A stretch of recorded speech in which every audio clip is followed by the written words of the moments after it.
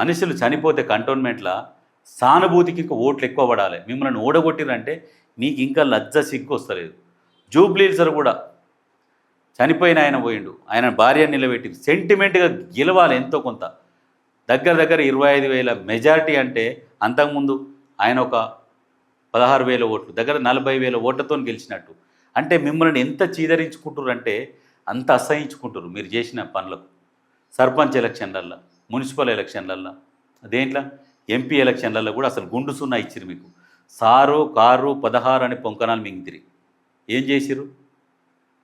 Tyre లేకుండా కారుని పైకెళ్ళి ఓ 2 కిలోమీటర్ల ఎత్తుకెళ్ళి కింద ఎత్తేసి పలగొట్టిరు. సిగ్గు తెచ్చుకోర్రి. మిమ్మల్ని జనాలు నచ్చుతలేరు, మిమ్మల్ని వద్దనుకుంటారు, చీదరించుకుంటారు. కాబట్టి మీరు ఒక 10-15 సంవత్సరాలు దూరంగా ఉండరు ప్రజలకు. మీరు ఇంకా ప్రజలలోకి వస్తూ ఉంటే ప్రజలకు మీకు దూరం పెరుగుతుంది తప్ప ప్రజలల్లో మీకు ఆదరణ పెరుగుతలేదు. అది గమనిస్తలేరు మీరు.